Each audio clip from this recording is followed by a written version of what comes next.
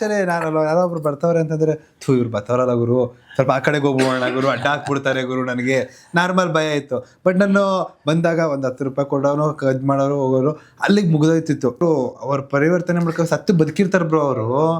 ಅದರೆಲ್ಲ easy ಅಲ್ಲ. ಅದು ಹೋಗ್ಬೇಕಾರೆ ಆಂಧ್ರ ಹೋಗ್ಬೇಕಾರೆ ಚಕ್ಕ ಅಂತಂದ್ರೆ ಯಾರು ಸುಮ್ಮನೆ, ನನಗೆ ಹೋಗ್ಬೇಕಾರೆ ಲೇ ಅಂತಂದ್ರೆ ನಂಗೆ ಉರಿಯುತ್ತೆ. ಅಂದ್ರೆ ಹೋಗ್ಬೇಕಾರೆ ಅವ್ರು ಚಕ್ಕ ಅಂತಾರೆ, 9 ಕೋಜ ಬಂದ್ರು, ಇವೆಲ್ಲ ನಾವು ನೋಡ್ಬಿಟ್ಟಿದೀವಿ ಬ್ರೋ. ಅದ್ರ ಮೀನಿಂಗ್ ಏನಕ್ಕೆ 9 ಅಂತಾರೆ ಬ್ರೋ? ಯಾವುದೇ ಒಂದು ಹೆಣ್ಣು ಮನೆಯಿಂದ ಅಪ್ಪ ಅವ್ರು ಕನ್ವರ್ತ ಆಯ್ತು ಅಂದ್ರೆ ಅಮ್ಮ ಯಾವಾಗ ಹೇಳ್ತಿರ್ತಾರೆ, ಅವ್ರು ಏನಾದ್ರು ಪರಿವರ್ತನೆ, ಅವ್ರು ವಿದ್ಯಾಭ್ಯಾಸ ಕೊಡಿ. ಎಲ್ಲರೂ ದುಡ್ಕೊ ತಿಂತಾರೆ. ಮನೆಯಿಂದ ಆಚೆ ಹಾಕ್ಬಿಟ್ರೆ ಅವ್ರು ಏನು ಮಾಡ್ತಾರೆ, ಕಲೆಕ್ಷನ್ಗೆ ಹೋಗ್ಬೇಕು. ಒಂದು 7 ಚೀಲ ಐತೆ, ಅದನ್ನ ಮತ್ತೆ ರೀಸೇಲ್ ಮಾಡಿದ್ರೆ ಒಂದು 3-4 ಬೈಕ್ ತಗೋಬೋದು. ಮೋರಿ ಹರಿಯೋ ನೀರು ಹರಿಯುತ್ತಲ್ವಾ, ಅದ್ರ ಬಗ್ಗೆ ತಲೆ ಕೆಡಿಸ್ಕೊಂಡು ಇಷ್ಟಂತ ಫಂಡ್ ಅಂತ ರೈಸ್ ಮಾಡ್ತಾರೆ, ಅಲ್ಲಿಗೆ ಏನೋ ಕ್ವಶನ್ ಮಾಡ್ತಾರೆ, ಸರ್ಕಾರಕ್ಕೆ ಅದು ಬೇಡಿಕೆ ಇಡ್ತಾರೆ, ಎಲ್ಲ ಮಾಡ್ತಾರಲ್ವಾ. ಇವರು ಹೆಂಗ್ ಬದುಕ್ತಾ ಇದಾರಂತ ತಿಳ್ಕೊಂಡ್ರ? ನಾನು ಕೇಳೋದು ಒಂದೇ ಒಂದು, ಅವ್ರವ್ರ ಕ್ಷೇತ್ರದಲ್ಲಿ ಯಾರ್ಯಾರು ನಾಯಕರಿದಾರೋ ದಯವಿಟ್ಟು ಇದ್ರ ಮುಖಾಂತರ ಕೇಳೋದೇನು ಅಂತಂದ್ರೆ, ಅವ್ರಿಗೆ ಏನಾದ್ರು ಫಸ್ಟ್ ಒಂದು ನೆಲೆ ಮಾಡ್ಕೊಡಿ. ಬೇಸಿಕ್ ನೀಡ್ಸ್ ಇಲ್ಲ ಅಂದ್ರೆ ಬದುಕೋದು ಮನುಷ್ಯ ತುಂಬಾ ಕಷ್ಟ. ಇವಾಗ ನಾನು ಒಂದು ಪ್ರಶ್ನೆ ಕೇಳ್ತೀನಿ ನಿಮಗೆ, ಅಂದರೆ ಈ ಸಿನಿಮಾ ಸ್ಟಾರ್ಟ್ ಆಗೋಗೇನು ಬಿಫೋರು ಈ ಒಂದು ಸಮಾಜ, ಈ ಒಂದು ಇದೆಯಲ್ಲ ಮಂಗಳಮುಖಿಯರ ಬಗ್ಗೆ ನೀವು ನಿಮ್ಮ ಮೈಂಡ್ ಸೆಟ್ಟಲ್ಲಿ ಯಾವ ರೀತಿ ಇತ್ತು? ಕಂಪ್ಲೀಟ್ಲಿ ಸಿನಿಮಾ ಇದಾದ್ಮೇಲೆ ನೀವೆಲ್ಲ ಕಲ್ತಿದ್ದು ತಿಳ್ಕೊಂಡಿದ್ದು ಏನೆಲ್ಲ ಅಂತ? ಹಂಗೆ ಇರುತ್ತೆ. ನಾನು ಆಕ್ಚುಲಿ ನಾನಲ್ಲ ಯಾರೊಬ್ರು ಬರ್ತಾವ್ರೆ ಅಂತಂದ್ರೆ ಇವ್ರು ಬರ್ತಾವ್ರಲ್ಲ ಗುರು, ಸ್ವಲ್ಪ ಆ ಕಡೆಗೆ ಹೋಗೋಣ ಗುರು, ಅಡ್ಡ ಹಾಕ್ಬಿಡ್ತಾರೆ ಗುರು, ನನಗೆ ನಾರ್ಮಲ್ ಭಯ ಇತ್ತು. ಬಟ್ ನಾನು ಬಂದಾಗ ಒಂದು 10 ರೂಪಾಯಿ ಕೊಡೋನು ಕದ್ ಮಾಡೋರು ಹೋಗೋರು ಅಲ್ಲಿಗೆ ಮುಗಿದೋಯ್ತಿತ್ತು. ಏನಾಗುತ್ತೆ ಅಂತ, ಈ ಗುರು ಇವ್ರ ಜೊತೆ ಎಲ್ಲ ಹೆಂಗೋರು ಇರೋಕ್ಕಾಗುತ್ತೆ, 1 ನಿಮಿಷ ನೋಡೋಕ್ಕೆ ಭಯ ಆಗುತ್ತೆ ಇವ್ರ ಜೊತೆ ಅಂತ ಅನ್ಕೊಂಡಾಗ, ಅವ್ರ ಸೆಟ್ಟಲ್ಲೆಲ್ಲ ಇದ್ದಾಗ ಮತ್ತೆ ಅವ್ರ ಜೊತೆ ಎಲ್ಲ ನಾವು ಬೆರೆದಾಗ ಸ್ವಂತ ತಮ್ಮನ ಥರ ನೋಡ್ಕೊಂಡ್ರು, ಕೇರ್ ಮಾಡಿದ್ರು. ಒಬ್ಬರಿಬ್ರಲ್ಲ, ನನಗೆ 50-100 ಜನ ಕೇರ್ ಮಾಡಿದ್ರು. ಅಷ್ಟೆಲ್ಲ ಯಾಕೆ ಮಂಜಮ್ಮಗೆ ಆ ಅಮ್ಮ ಬಂದ್ಬಿಟ್ಟು ಆ ಹೊಸಪೇಟೆ ಹತ್ರ ಇರೋದು, ಹೋಗ್ತೀವಲ್ಲ ಮನೆಗೆ, ಊಟ ಮಾಡಿಲ್ಲ ಅಂದರು, ಬಂದು ಊಟ ಮಾಡ್ರೋ, ಇಲ್ಲಿ ವೆಯ್ಟ್ ಮಾಡ್ತಿದ್ದೆ ಬರ್ರೋ, ಆಚೆ ಹೋಗ್ಬಿಡ್ತೀವಿ ನಾವು ಜಾಸ್ತಿ, ನಾನು ರೌಂಡ್ ಹೋಗೋದು ಜಾಸ್ತಿ ಅಲ್ಲ, ಹೋಗ್ಬಿಡ್ತೀವಿ ಬರ್ರೋ.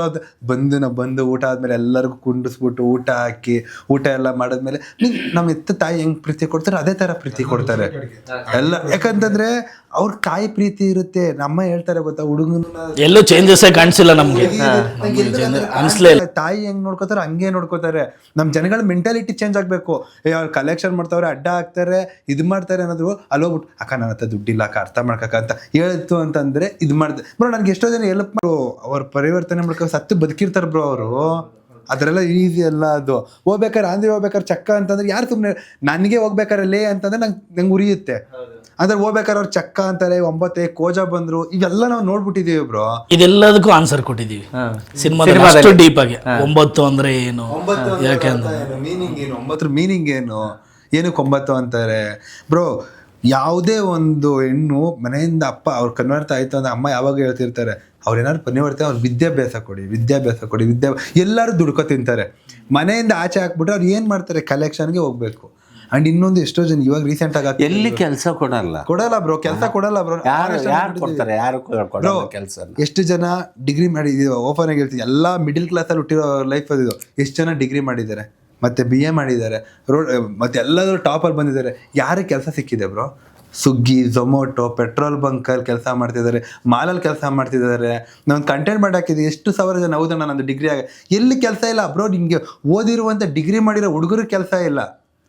ಇನ್ನು ಇವ್ರು 3ನೇ ಲಿಂಗ ಅಸಹ್ಯ ಅನ್ನೋ ಇವ್ರಿಗೆ ಎಲ್ಲಿ ಬ್ರೋ ಕೆಲಸ ಕೊಡ್ತಾರೆ? ಆ್ಯಂಡ್ ಇನ್ನೊಂದು ಅವ್ರಿಗೆ ಓದಕ್ಕೂ ಅವ್ರಿಗೆ ಅವಕಾಶ ಸಿಕ್ಕಿರಲ್ವಲ್ಲ. ನಮ್ಗೆ ಅವಕಾಶ ಸಿಕ್ಕಿರುತ್ತೆ, ಅಪ್ಪ ಅಮ್ಮ ಓದ್ತಿರ್ತಾರೆ, ಮನೆಯಿಂದ ಬೀದಿಗೆ ಹಾಕ್ಬಿಟ್ಟಿರ್ತಾರೆ, ಎಲ್ಲೂ ಓದಿರ್ತಾರೆ, ಇವ್ರಿಗೆಲ್ಲಿ ಕೆಲಸ ಕೊಡ್ತಾರೆ? ಅವ್ರಿಗೇನಾದರೂ ಒಂದು ಡಾಕ್ಯುಮೆಂಟ್ಸ್ ಮಾಡಬೇಕಂತ ಅಂದ್ಕೊಳ್ಳಿ, ಒಂದು ಆಧಾರ್ ಕಾರ್ಡ್ ಮಾಡಬೇಕು ಅಂತ ಅಂದ್ಕೊಳ್ಳಿ. ಎಕ್ಸಾಂಪಲು, ಅವರು ಇವಾಗ ಸರ್ಕಾರದಲ್ಲಿ ಏನೋ ನಿಮಗೆ 1% ಮೀಸಲಾತಿದೆಯಮ್ಮ, ನೀವು ಇಲ್ಲಿ ಬಂದ್ಬಿಟ್ಟು ಈ ಕಂಪ್ನಿಲಿ ಜಾಯ್ನ್ ಆಗಿ, ಇಲ್ಲ ಈ ಕೆಲಸ ಕೊಡ್ತೀವಿ, ಈ ಥರ ಬನ್ನಿ ಅಂತ ಕರೀತಾರೆ. ಸರಿ ಅಂದ್ಬಿಟ್ಟು ಇವರು ಹೋಗ್ತಾರೆ. ಅಲ್ಪ ಸ್ವಲ್ಪ ಏನೋ ಓದಿರೋರು, ತಿಳುವಳಿಕೆ ಇರೋರು, ಆಸಕ್ತಿ ಇರೋರು ಹೋಗ್ತಾರೆ ಅಂದ್ಕೊಳ್ಳಿ. ಹೋದ್ಮೇಲೆ ಡಾಕ್ಯುಮೆಂಟ್ಸ್ ಕೇಳ್ತಾರೆ. ಏನು ಡಾಕ್ಯುಮೆಂಟ್ಸು? ಆಧಾರ್ ಕಾರ್ಡ್ ಇಲ್ಲಿ ನಿಮ್ಗೆ ಏನಿದೆ ಆ ಥರ ಅಪ್ಲೈ ಮಾಡೋದಕ್ಕೆ ಒಂದು ಅಪ್ಲಿಕೇಶನ್ ಹಾಕೋದಕ್ಕೂ ಒಂದು ಆಧಾರ್ ಕಾರ್ಡ್ ಬೇಕು ಅವ್ರಿಗೆ. ಆಧಾರ್ ಕಾರ್ಡ್ ಬೇಕು. ಆಧಾರ್ ಕಾರ್ಡ್ ಮಾಡ್ಕೊಳ್ಳೋನ ಹತ್ರ ಹೋಗ್ಬಿಟ್ಟು ಆಧಾರ್ ಕಾರ್ಡ್ ಮಾಡ್ಸೋಣ ಅಂತಂದ್ರೆ ಹೋಗಿ 10th ಇದ್ರದ್ದು ಯಾವ್ದೊಂದು ಸರ್ಟಿಫಿಕೇಟ್ ತೊಗೊಂಡು, ಏನು ಅವ್ರ ಅಪ್ಪ ಅಮ್ಮ ಬೀದಿಗೆ ತಳ್ಳಬೇಕಾದ್ರೆ 10th ಮಾರ್ಕ್ಸ್ ಕಾರ್ಡು ಸರ್ಟಿಫಿಕೇಟ್ ತೆಗ್ದು ಜೊತೆಗೆ ಕೈಯಲ್ಲಿ ಕೊಟ್ಬಿಟ್ಟ ಕಳಿಸ್ತಾರೆ, ಇದು ಮಾಡ್ಬಿಟ್ಟ ಕಳಿಸ್ತಾರೆ. ಅದನ್ನ ಅರ್ಥ ಮಾಡ್ಕೋಬೇಕು. ಅವ್ರಿಗೆ ಬೇರೆ ಥರ ಫೆಸಿಲಿಟೀಸ್ ಕೊಡಬೇಕು ಒಂದು ಡಾಕ್ಯುಮೆಂಟ್ಸ್ ಇದು ಮಾಡೋದಕ್ಕೆ. ಈಗ ನಾನೆಲ್ಲ ಒಂದು ನೌಕರಿ ಕೇಳಕ್ಕೆ ಹೋಗ್ತೀನಿ, ಆಧಾರ್ ಕಾರ್ಡ್ ಕೇಳ್ತಾರೆ, ID ಕಾರ್ಡ್ ಕೇಳ್ತಾರೆ. ನನ್ನ ಹತ್ರ ಇರಲ್ಲ, ನಾನು ಮಾಡಿಸ್ಬೇಕು. ಹೋಗಿ ಸರ್ಟಿಫಿಕೇಟ್ ತೊಗೊಂಡು ಟಿ ಸಿ ತೊಗೊಂಡು ಅದನ್ನು ಮಾಡಿಸಿ ತೊಗೊಂಬಾ ಅಂತ ಹೇಳ್ತಾರೆ. ನಾನು ಬಂದು ನಿನ್ನ ಹತ್ರ ಟಿ ಸಿ ಕೊಡ್ರಿ ಸರ್, ನಾನು ಅದು ಓದಿದ್ದೆ ಅಂತೀನಿ. ನೀನು ಕೊಡ್ತೀಯ, ನೀನು ಏನಂತ ಕೊಡ್ತೀಯ? ಮಂಜುನಾಥ್ ಶೆಟ್ಟಿ ಅಂತ ಕೊಡ್ತೀಯ, ಮಂಜಮ್ಮ ಜೋಗತಿ ಅಂತ ಕೊಡಲ್ಲ ನೀನು. ಸರ್ ನನ್ನ ಹೆಸರು ಚೇಂಜ್ ಮಾಡಿಕೊಡ್ರಿ ಅಂತಾರೆ. ಅದಾಗಲ್ಲ ಆಗಲ್ಲ, ನೀನು ಹುಡುಗ ಇದ್ದಿ ನಮ್ಮ ಹತ್ರ ಓದುವಾಗ ನಾನು ಮಂಜುನಾಥ್ ಶೆಟ್ಟಿ ಅಂತಲೇ ಕೊಡ್ತೀನಿ ಅಂತ. ಮಂಜುನಾಥ್ ಶೆಟ್ಟಿ ಅಂತ ಅವ್ರು ಸರ್ಟಿಫಿಕೇಟ್ ಕೊಡ್ತಾರೆ. ಅದನ್ನು ತೊಗೊಂಬರ್ತೀನಿ, ನಾನು ನಿನ್ನ ಕೈಗೆ ಕೊಡ್ತೀನಿ. ನೀನೇನಂತಿ? ಅಲ್ಲಮ್ಮ ನೀನು ಮಂಜಮ್ಮ ಜೋಗತಿ ಅಂತ ನೀನು ಬರ್ಸಿದೀಯಾ, ಇದರಲ್ಲಿ ಮಂಜುನಾಥ್ ಶೆಟ್ಟಿ ಅಂತ ಐತಿ, ಇದನ್ನು ಚೇಂಜ್ ಮಾಡಿಸ್ಕೊಂಬ ಹೋಗಂತ. ಎಲ್ಲಾಗುತ್ತೆ ಅದು ಚೇಂಜ್ ಮಾಡಿಸೋಕ್ಕೆ?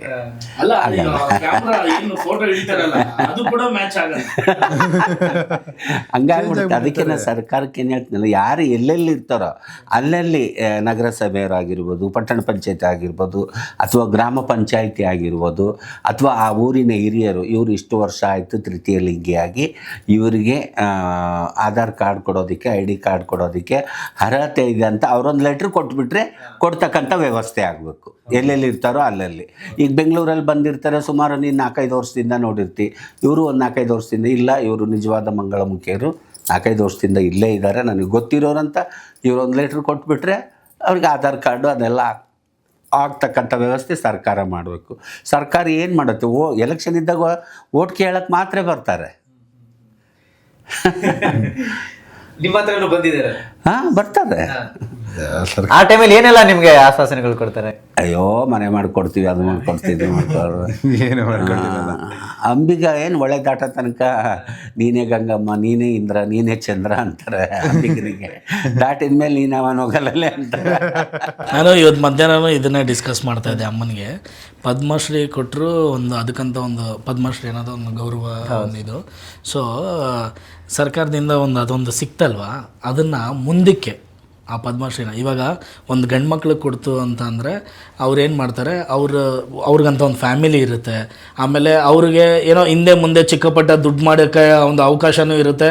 ಏನೋ ಒಂದು ಮಾಡಿಕೊಂಡು ಅದನ್ನು ಉಳಿಸ್ಕೊಳ್ಳೋದಕ್ಕೆ ಏನಾದರೂ ಒಂದು ಭದ್ರತೆ ಮಾಡ್ಕೊಂಡಿರ್ತಾರೆ.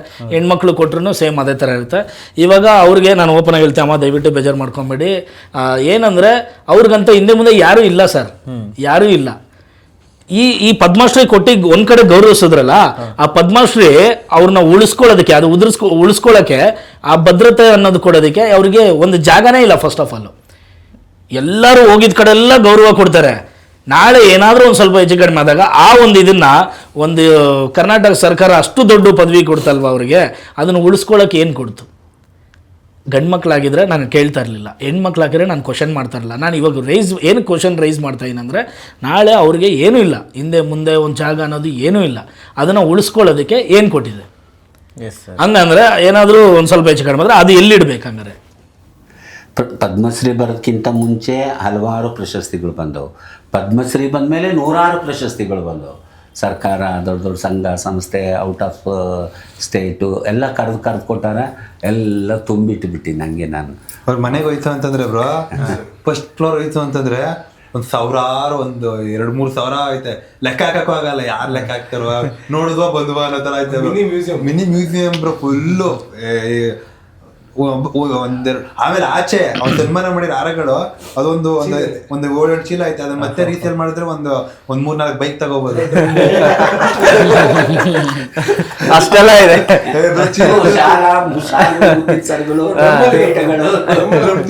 ತುಂಬಿ ಕಟ್ಟಿ ಬಿಸಾಕವ್ರೆ.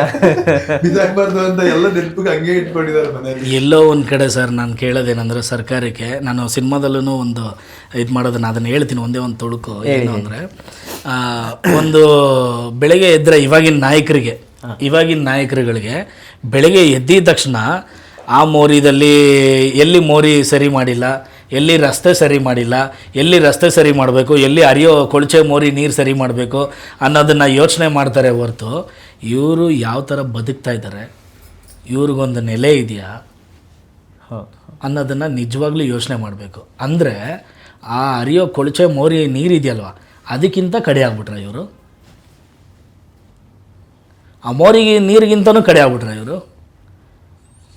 ಮೋರಿ ಹರಿಯೋ ನೀರು ಮೋರಿ ಹರಿಯುತ್ತಲ್ವಾ ಅದ್ರ ಬಗ್ಗೆ ತಲೆ ಕೆಡಿಸ್ಕೊಂಡು ಇಷ್ಟಂತ ಫಂಡ್ ಅಂತ ರೈಸ್ ಮಾಡ್ತಾರೆ, ಅಲ್ಲಿಗೆ ಏನೋ ಕ್ವಶನ್ ಮಾಡ್ತಾರೆ, ಸರ್ಕಾರಕ್ಕೆ ಅದು ಇದು ಬೇಡಿಕೆ ಇಡ್ತಾರೆ, ಎಲ್ಲ ಮಾಡ್ತಾರಲ್ವಾ. ಇವರು ಹೆಂಗ್ ಬದುಕ್ತಾ ಇದಾರೆ ಅಂತ ತಿಳ್ಕೊಂಡ್ರ.